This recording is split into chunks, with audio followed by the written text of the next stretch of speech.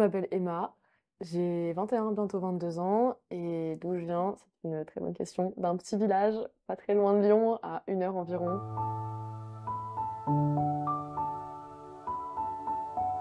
Je me souviens pas avoir eu un élément de mon enfance qui m'a orientée pour devenir modèle. J'ai toujours eu quelque chose de très artistique, en tout cas c'est ce que ma mère me répète beaucoup.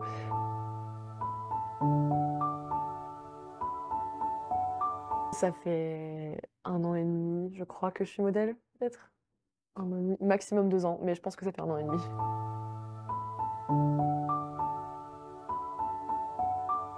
Ouais, mon premier shoot, c'était avec, mon ami Kylian et on avait fait un shoot dans la peinture et on avait fait, tous les 3, on avait mis de la peinture partout dans le salon, c'était n'importe quoi, il y en avait plein sur la toile et ensuite j'avais de la peinture partout sur le visage.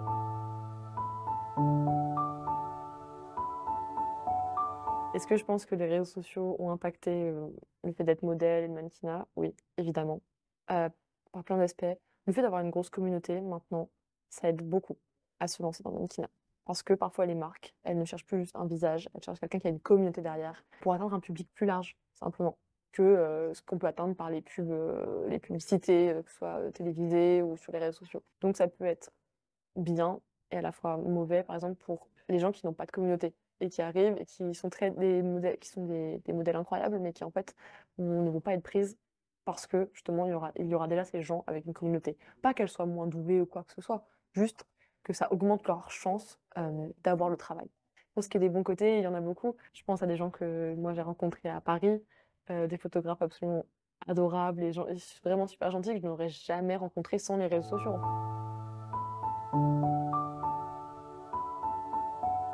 Oui, je me suis fait repérer grâce, aux réseaux sociaux, parce que j'ai développé, du coup mon Instagram. Je faisais beaucoup de photos et un jour une des bookeuses de mon agence m'a repérée et m'a envoyé un message sur Instagram. Elle m'a demandé d'envoyer des polas et j'ai tout envoyé.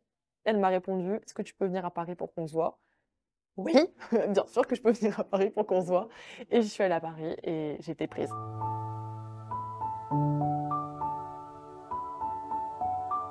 Comment je décrirais mon style? À la fois, parfois classique, mais toujours avec un petit truc en peps et aussi pétant.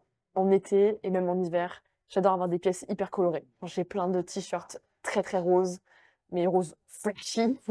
J'ai des pulls orange, des bleus clairs, violets, bref, j'ai tout, j'ai de tout. Et j'ai des pièces plus classiques, plus, timeless comme on dit, comme celle-ci qui était, il me semble, à ma tante. Mais il faut toujours un petit truc qui apporte, du peps. Donc là, c'est mes baskets, par exemple.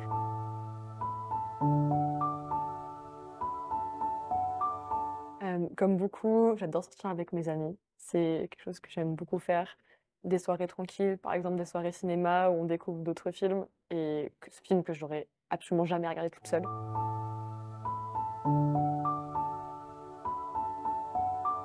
Je n'ai pas un film préféré, il y en a beaucoup que j'ai vu, beaucoup que j'aime énormément.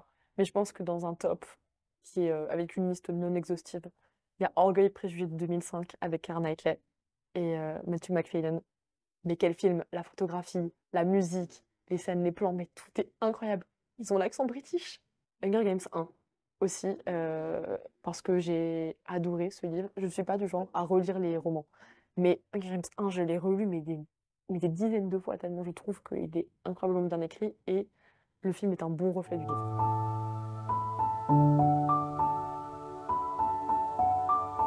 Et j'aime beaucoup faire des concerts aussi. J'aime beaucoup aller en concert. Je peux voyager jusqu'à Paris pour aller à un concert, voir un artiste que j'adore.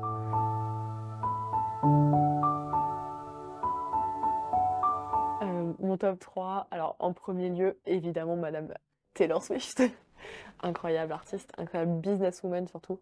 Ensuite All Time Low, que je suis allée voir en concert à Paris. Punk, rock, un peu emo parfois sur les bords. Et mon troisième, passé un temps, c'était Youngblood, que je suis allée voir aussi en concert, au Radiant à Lyon. Je suis montée sur scène, voilà. Juste, je pose ça là comme ça, il m'a fait monter sur scène, voilà.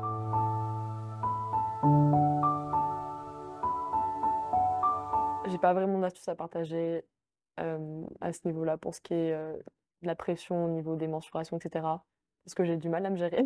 moi-même. J'essaie juste de manger des choses qui me font plaisir. J'enregistre plein de recettes sur TikTok qui sont toutes colorées avec plein de légumes, et d'avoir des belles assiettes. Ça me motive en fait. Tout à l'heure, j'ai fait un banana bread au chocolat que j'ai fait trop cuire. Je suis dégoûtée. Mais c'est pas grave, il passera avec un petit peu de lait au goûter, ce sera nickel.